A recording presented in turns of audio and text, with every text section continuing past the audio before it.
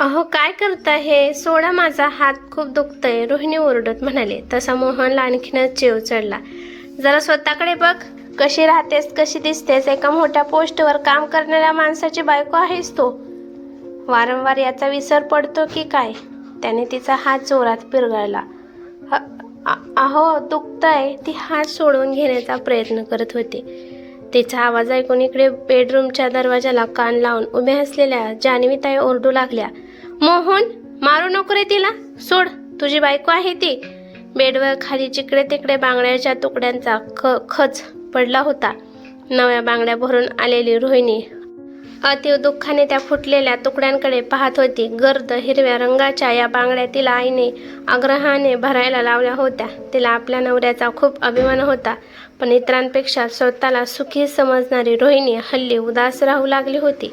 डोळ्याखाली काळी वर्तुळं, चेहऱ्यावरची दुःखी भाव, कृश झालेली देहयष्टी काहीतरी चुकत असल्याचं सांगत होती. नोकरीच्या ठिकाणी मोहन जशा वरच्या पायऱ्या चढत गेला तसा त्याचा अहंकार वाढत गेला.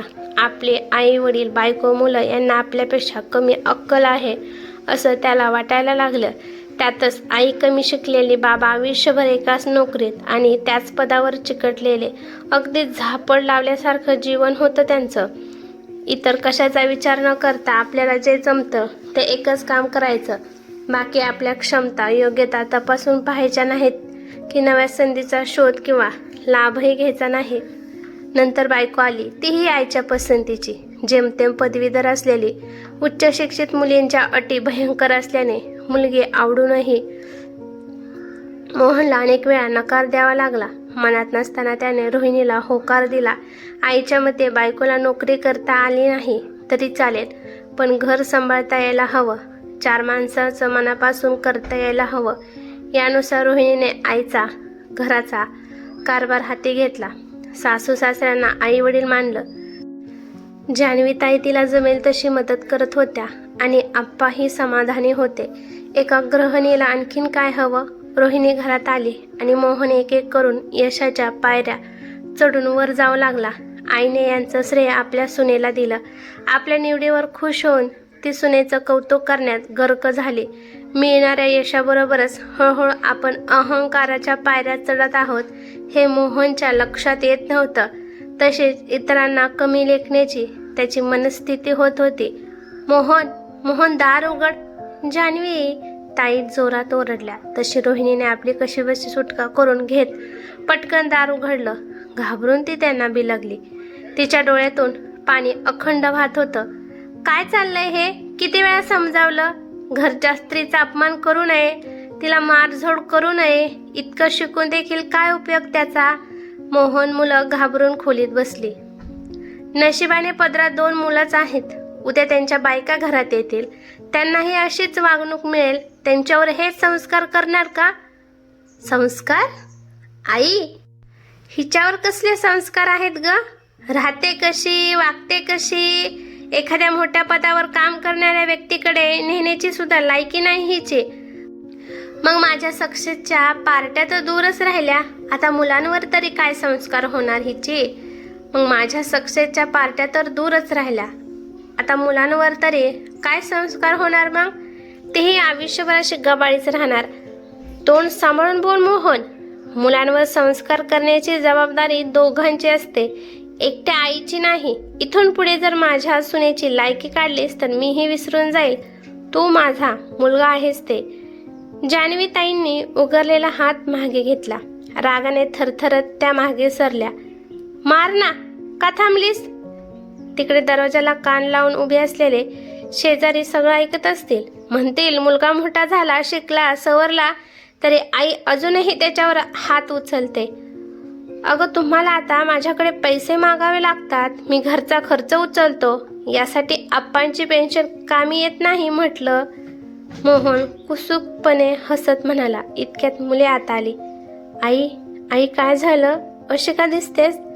आणि या बांगड्या कशा फुटल्या? बाबा, बाबा तुम्ही आईला काय केलं? मोठा मुलगा म्हणाला. रोहिणीचा अवतार पार विस्कटून गेला होता. वेणीतून केस सुटून बाहेर आले होते.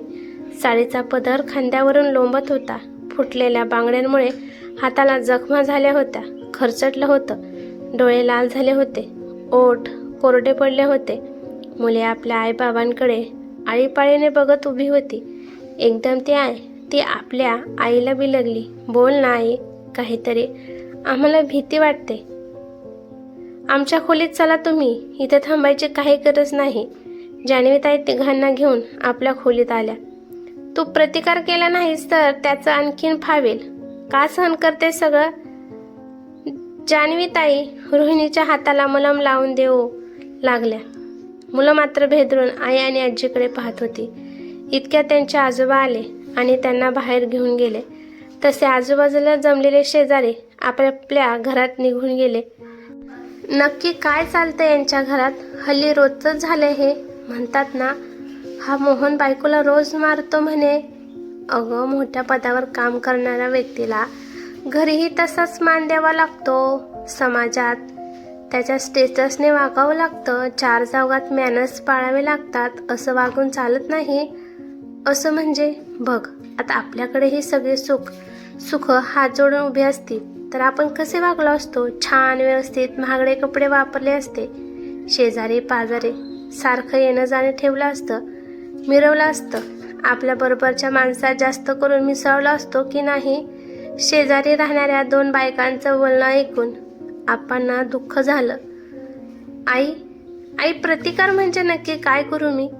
रोहिणीच्या डोळ्यातून पाणी वाहू लागलं. ती उत्तरासाठी जान्हवी ताईकडे पाहत राहिली, पण तिला नेमकं काय उत्तर द्यावं हे ताईंना कळेना. प्रतिकार म्हणजे तू बोल, स्वतःची बाजू मांड, प्रसंगी भांड, पण गप्प राहू नको. आम्ही आज आहोत तर उद्या नाही. किती दिवस तुझी बाजू घेणार? आमचा काय भरोसा? जान्हवीताई म्हणाल्या. हे मी करत नाही आई. आधी हे केवळ भांडायचे, आता मारहाण करतात. मग मीही तसंच केलं तर चालेल?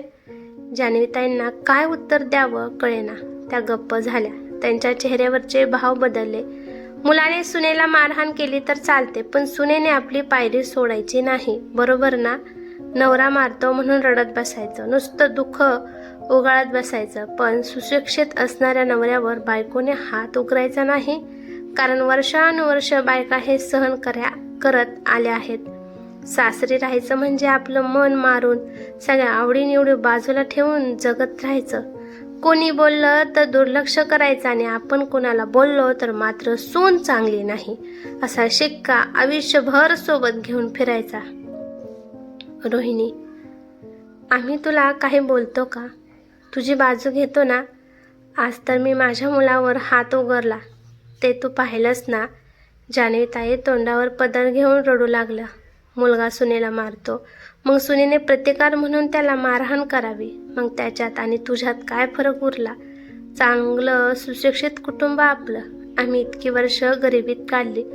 मुलगा चांगला शिकला, नोकरीला लागला. वाटलं आता चांगले सुखाचे दिवस येतील, पण काय होऊन बसलं हे? आई, मग रडता का? खरं तर असं दुःख तुमच्या मुलाला वाटायला हवं. आपण बायकोवर हात उचलतो याचा पश्चाताप व्हायला हवा, पण इथं सगळं वेगळंच आहे. नुसता पैसा पद घेऊन काय करायचं? त्यासाठी माणुसकी अंगी असावी लागते. रोहिणी मोकळेपणाने बोलत होती. जान्हवीताईंना ते पटत होतं, पण त्या फार काही बोलत नव्हत्या. पैसा पद प्रतिष्ठा यामुळे आपला मुलगा बदलत चालला आहे याची त्यांना जाणीव होती. सुनेला होणारी मारहाण सहन होत नव्हती आणि तिच्या माहेरी सांगायचं म्हटलं तर लग्नाची अजून एक बहीण होती. तिचं लग्न कसं व्हायचं म्हणून रोहिणीच्या माहेरी काही सांगायची सोय नव्हती. वा, किती छान बोलते माझी बायको. तितकी छान वागली असती तर फार बरं झालं असतं. अगं, कमावणाऱ्याला अक्कल असते. घरकाम कोणीही करू शकतं. आईने तेच केलं इतकी वर्ष. आता घरात सुख आलंय तर काही ना काही कारण काढून नुसतं रडत बसायचं. नवरा हात उचलतो म्हणून तक्रार करायच्या, त्यापेक्षा माझ्या पदाला शोभेल असं आपलं वागणं बोलणं स्टेटस सुधारण्याचा प्रयत्न करा. चला आपल्या खोलीत, मी वाट बघतोय, मोहन मोठ्याने ओरडून म्हणाला. तसं जान्हवीताईंनी तोंड फिरवलं. हे ऐकून रोहिणीच्या अंगावर काटा आला. एक वेळ मारहाण बरी, पण रात्रीचा अधिकार नको. ती तिथेच बसून राहिली. बराच वेळाने मुलं आत आली आणि आजी शेजारी झोपून गेली. तेवढ्या वेळेत मोहन 4 वेळा येऊन गेला. पण काहीही झालं तरी आज खोलीत जायचं नाही असं ठरवून ती तिथे झोपली. मोहन खोलीत एरझाऱ्या घालत होता. मला नकार ऐकायची सवय नाही. ऑफिसमध्ये एकूण एक लोक मला मान देतात, माझा शब्द न शब्द झेलतात, आणि घरात मात्र काडीची किंमत नाही आपल्याला. तो आईबाबांच्या खोलीत आला. रोहिणीला झोपलेलं पाहून पुन्हा त्याचा राग अनावर झाला. त्याने तिचा हात धरून खेचायचा प्रयत्न केला. इतक्यात आप्पा सासरे आत आले. मोहन, काय चाललंय? ते थंड स्वरात म्हणाले. आप्पा, माझी बायको आहे ती, मी काहीही करेन. रोहिणी भेदरून मागे सरकली. मुलेही उठून बसली. दिवसेंदिवस तुझं वागणं बेताल होत चाललंय. बाहेर लोक तुला बोलत नाहीत तर आम्हाला बोलत आहेत. आता बस झालं, तू तुझ्या खोलीत जा. आप्पा दरडावत म्हणाले. बाहेर तुमचं काय स्टेटस आहे आप्पा? इतकी वर्ष तुम्ही फक्त खरडे घाशी केली. ज्या खुर्चीवर बसला तिथेच चिकटून राहिलात. मी कमी वयात तुमच्यापेक्षा जास्त कमवतो आता, मग लोक बोलणारच. हीच हवा तुझ्या डोक्यात गेली मोहन. तुझ्याकडे फक्त पद अन पैसा आहे. ते काढून घेतलं तर तू शून्य आहेस. वेळीच सावध हो. आपल्या माणसांना धरून राहा, त्यांची किंमत ठेव. आप्पा, बाप लेकाचं बोलणं ऐकून जान्हवीताई रडू लागल्या. मुलं पुन्हा आईला बिलगून बसली. हे तुम्ही मला शिकवू नका. जे शिकवायचं ते सुनेला शिकवा. मोहन पुढे होत म्हणाला. निघ, माझ्या परवानगीशिवाय अजिबात या खोलीत पाऊल टाकायचं नाही. मोहन तरातरा निघून गेला.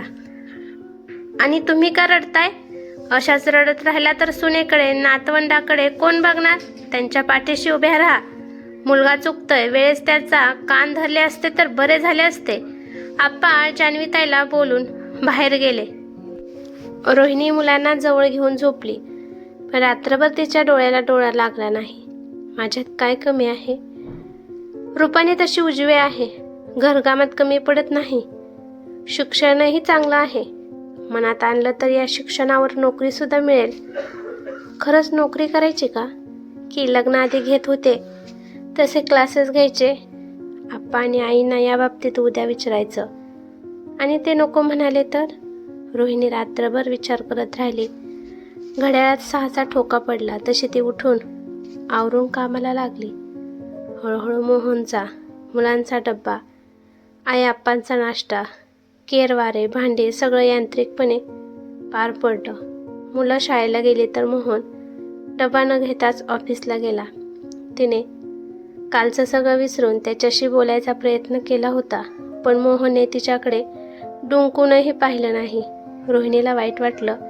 सगळं सहन करून आपल्याला काहीच किंमत नाही. स्त्री म्हणजे फक्त उपभोग घ्यायची वस्तू आहे की अधिकार गाजवण्याकरता आणलेला गडी? बस झालं, आता अजिबात सहन करायचं नाही. स्वतःसाठी उभं राहायचं. आप्पा, एक बोलू? मी लग्नाआधी घ्यायचे तसे केक बनवायचे क्लासेस घेतले तर चालतील? ती आत आली. आप्पा वर्तमान पत्र बाजूला ठेवत डोळे मिटून काही क्षण शांत बसले. तुमचं तेच शिक्षण झालंय ना? मग नोकरी केली तरी चालेल. आता मुलं मोठी झाली आहेत, तेवढाच वेळ जाईल आणि हातात 4 पैसे येतील. माझ्या शाळेतले काही स्नेही आहेत, त्यांच्याशी हवं तर मी बोलेल. आप्पांनी होकार दिला. म्हणजे जान्हवी ताईंनी नाही म्हणायचा प्रश्नच नव्हता. पुढच्या काही दिवसात आप्पांनी फिल्डिंग लावली आणि तिला नोकरी मिळाली. जान्हवी ताई मदतीला होत्या तरी पहिले काही दिवस धावपळीत गेले. मोहन रोहिणीची चेष्टा करायची एक संधी सोडत नव्हता. अधिकाऱ्याची बायको एक शिक्षिका हे शोभत नाही, पण तिने त्याकडे अजिबात लक्ष दिलं नाही. मुलांसोबत ठीक 11 वाजता ते घरातून बाहेर पडायचे आणि 5:30च्या ठोक्याला घरी यायची. दिवसातले बरेच तास घरातून बाहेर असल्यामुळे वाईट विचार मनात येत नव्हते. शाळेत तिच्या वयाच्या तसंच मोठ्या शिक्षिका होत्या, लहान विद्यार्थी होते. शिवाय आवडीचे काम असल्याने त्यात तिचा वेळ छान जाई. शेजारी पाजारी आता रोहिणीला मान देऊ लागले. नवऱ्याचा अन्याय सहन करूनही कामावर जाते म्हणू लागले. या नोकरीमुळे हळूहळू तिच्यात बदल घडून येत लागला. नव्या मैत्रिणी संगत लहान मुलात रमून गेलेली, स्वतःकडे लक्ष न देणारी ती आता नीटनेटकी राहत होती. स्वतःवर नव्याने प्रेम करायला शिकत होती. कायम कमीपणा घेणारा तिचा स्वभाव खुलून येत होता. तर एका पुरुषाला समाजात जितकी किंमत असते तशी स्त्रीलाही तितकीच किंमत असते हे तिच्या लक्षात येत होतं. रोहिणीने आनंदाने पहिला पगार जान्हवीताईंच्या हातात दिला. आई, तुमच्या पाठिंब्याशिवाय हे शक्य नव्हतं. हे पाहून मोहन म्हणाला, असंही या पगारात काय येणार? मला माझे सहकारी चिडवतात, म्हणतात तुमच्या पदाला तुमची बायको शोभत नाही. हसतात ते माझ्यावर. माणसानं नेहमी मोठी स्वप्न पाहावी, अशी लहान सहान कामं करून आपली प्रतिष्ठा कमी करून घेऊ नये. रोहिणी नोकरीला लागल्यापासून मोहनचा ताठा थोडा कमी झाला होता. अगं, कानावर आल्या त्या गोष्टी खऱ्या म्हणायच्या की खोट्या? रोहिणीचे तात्या वडील आपल्या बायकोला विचारत होते. मोहनराव रोहिणीचा छळ करतात, अगदी मारहाणही करतात म्हणे. ते शाळेतले मास्तर म्हणत होते. यामुळे तिची तब्येत खराब झाली होती. आत्मविश्वासही कमी झाला म्हणे. ते कानाजवळ येत म्हणाले, अहो, काय बोलताय हे? ते असं का करतील? सुशिक्षित आहेत आपले जावई. शिवाय रोहिणीचे सासू सासरेही चांगले आहेत आणि ते आपल्याला कधी काही बोलली नाही. पण सारं काही ठीक असेल, तुम्ही काळजी करू नका. रोहिणीची आई, ती कशी बोलेल? आपल्या निशाचं लग्न नुकतंच ठरलंय. तिची तर काळजी असेल ना रोहिणीला. हे लग्न पार पडलं की मी स्वतः बोलेन तिच्याशी. तात्या कामासाठी बाहेर निघून गेले खरे, पण त्यांचं मन चलबिचल झालं होतं. हे खरं असेल तर? तिच्या आईचा जीव कासवी झाला. जान्हवी ताई आणि आप्पा आपल्या लेकीला सांभाळून घेत असतील की तेही तसंच.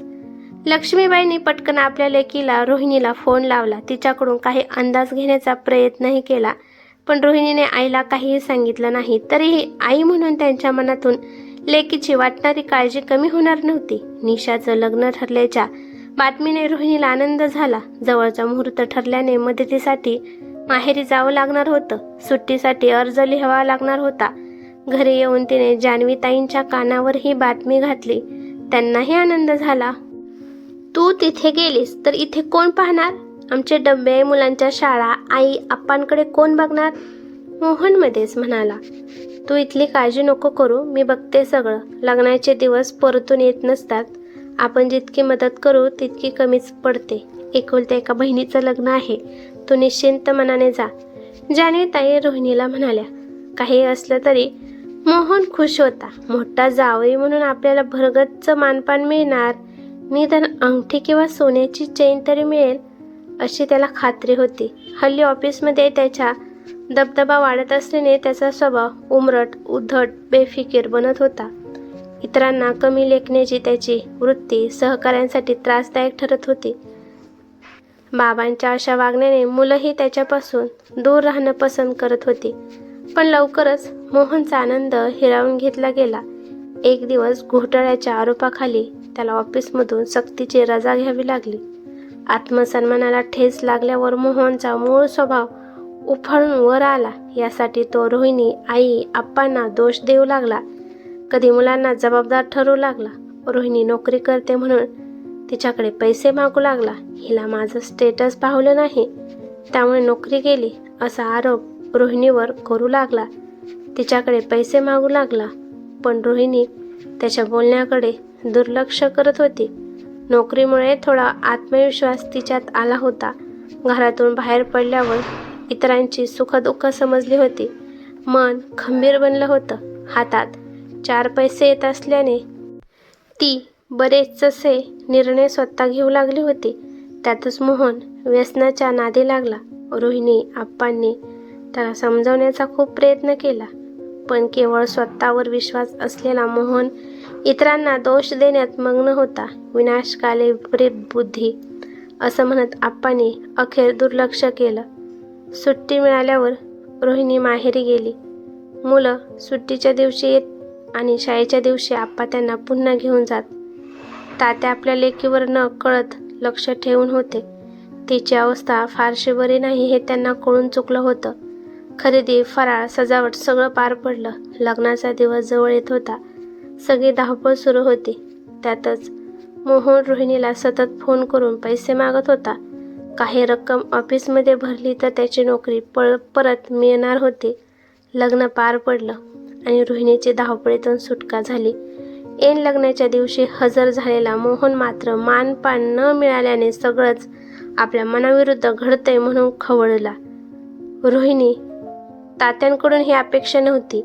या लग्नात माझा मान ठेवला गेला नाही. एखादा सोन्याचा दागिना द्यायला काय धाड भरली होती तुझ्या बापाला? त्यामुळे माझी नोकरी तरी वाचली असती. मोहन तिचा हात पकडत म्हणाला. मोहन, सोड तिला.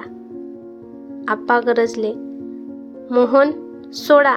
हे तुमचं घर नाहीये, माझं माहेर आहे. जनाची नाही निदान मनाची तरी बाळगा. अगं, हा विचार तुझ्या बापाने करायला हवा. तोंड सांभाळून बोला मोहनराव. तुम्ही आमच्या लेकीला मान दिला असता तर आम्ही जावई म्हणून तुमचा मान निश्चित ठेवला असता. पण जिथं आमची लेक सुखी नाही तिथल्या लोकांकडून तरी काय अपेक्षा ठेवणार? आप्पा, बरोबर आहे ना? तात्या खुर्चीचा आधार घेत म्हणाले. इतके दिवस कानावर येत होतं, आज प्रत्यक्षात पाहिलं. आप्पा, अशा वेळी लेकाला नुसतं समजावून काय फायदा? योग्य ती कारवाई करायला नको का? जान्हवीताई, आमची लेक आम्हाला जड नाही, तिला इथेच राहू दे. आणि आमची नातवंडही इथेच राहतील, त्यांच्यावर वाईट संस्कार व्हायला नकोत. तात्या, असं बोलू नका. चूक झाली, पण आमची सून आहे ती. घरची लक्ष्मी आहे. तिला असं माहेरी टाकून आम्ही जाणार नाही. जान्हवीताई हात जोडून म्हणाल्या. हा तुमचा मोठेपणा झाला. पण माझ्या लेकीला मी मार सहन करायला सासरी पाठवू का? घरची लक्ष्मी म्हणून पाठवू हे तुम्हीच सांगा. असल्या जावयाला काय मान द्यायचा? तात्यांच्या डोळ्यात अश्रू दाटले. तात्या, रडू नका ना. रोहिणी धावत त्यांच्याजवळ आली. कशासाठी सहन करतेस पोरी? एकदाही या बापाला सांगावंसं वाटलं नाही? तुझ्या बहिणीचं लग्न होणार नाही म्हणून, की सासरी कमीपणा वाटेल म्हणून? जान्हवीताई, जीवात जीव असेपर्यंत आम्ही आमच्या लेकीला सांभाळू, पण पुन्हा सासरी पाठवणार नाही. तुमच्या लेकाचं वागणं बोलणं सुधारलं तर विचार करू. हे ऐकून रोहिणीने आपल्या अश्रूंना मोकळी वाट करून दिली. बापले दोघे एकमेकांना धीर देत बराच वेळ रडत राहिले. आज कितीतरी वर्षांनी रोहिणी मोकळी झाली. आई, आप्पा, आईने खूप साथ दिली. ते नेहमी माझ्या बाजूने उभे राहिले आणि तुम्हाला त्रास होऊ नये म्हणून मी काहीच सांगितलं नाही. ते काही नाही. आजचे दिवस सहन करण्याचे नाहीत मुळीच. आमची एक मुलगी सासरी गेली आणि दुसरी पुन्हा माहेरी आली असं आम्ही समजू. रोहिणीची आत्या म्हणाली. बाकी नातेवाईक कुजबूज करू लागले. इतक्यात तिचा चुलत भाऊ मोहनच्या अंगावर धावून गेला. त्याला आडवेपर्यंत मोहनने चांगलाच मार खाल्ला होता. जावई बापू, लेकीच्या पाठीशी तिचं माहेर खंबीरपणे उभं आहे. पुन्हा असले उद्योग केले तर तुमची कंप्लेंट केलीच म्हणून समजा. तात्यांचे भाऊ धमकी देत म्हणाले. आजी, बाबा आईशी नीट वागत नाहीत, कधी कधी मारतात सुद्धा. दोन्ही नातवंड लक्ष्मीबाईंना बिलगली आणि झालेल्या अपमानाने मोहनची मान खाली गेली. तात्या, आम्ही तुम्हाला शब्द देतो, इथून पुढे असं व्हायचं नाही. आणि माझ्या मुलाने पुन्हा तुमच्या लेकीवर हात उगारला तर त्याला घरातून मी कायमचा बेदखल करेन. आप्पांनी आपला हात तात्यांच्या हातात दिला. ते आपल्या सुनीला घेऊन घरी आले. इतके दिवस आई आप्पा मोहनशी 2 शब्द बोलत होते. आता तेही बंद झालं होतं. मुलंही बाबा बाबा म्हणत गळ्यात पडत होती. आता तीही जवळ येण्याशी झाली. रोहिणी मोहनकडे लक्ष देत नव्हती. नोकरी नाही, घरात माणसं असून ती नीट वागत नाहीत. मित्र कधीही दुरावले होते. हातात पैसा, पद काही उरलं नव्हतं. एरवी मोहनची बाजू घेऊन बोलणारे शेजारी आता त्याला नावं ठेवत होते. पद, प्रतिष्ठा असेल तरच माणसाला मान मिळतो. बायकोला मारहाण करणाऱ्या माणसाची किंमत नेहमी शून्यच असते. हे ऐकून आप्पांना वाटलं, लोकही किती चमत्कारिक वागतात. माणसाच्या हातून पैसा, पद गेलं की त्याला काडीचीही किंमत देत नाही. आता तीच किंमत रोहिणीला मिळत आहे. कारण ती नवऱ्यावर अवलंबून न राहता नोकरी करते, कमावते. पुढे बऱ्याच दिवसांनी खटपट केल्यानंतर मोहनला प्रयत्नांनी आधीच्याच ऑफिसमध्ये नोकरी मिळाली. पण पद मात्र खालचं होतं. त्याचा गर्व, अहंकार आता खूपच कमी झाला होता. ज्या सहकाऱ्यांनी आपल्या हाताखाली काम केलं त्यांच्या हाताखाली नोकरी करण्याची वेळ त्याच्यावर आली होती. म्हणतात नीती अशीच असते, संधी देते तशीच हिरावूनही घेते. कर्माचे फळ आपल्याला इथेच भोगावे लागते. शेवटी हाती काही नसलेल्या माणसाची किंमत ही शून्य असते. ही कथा कशी वाटली ते मला कमेंट करून नक्की सांगा. कथा आवडली तर लाईक शेअर नक्की करा आणि चॅनेलवरती नवीन असाल तर चॅनेलला सबस्क्राईब करा. धन्यवाद.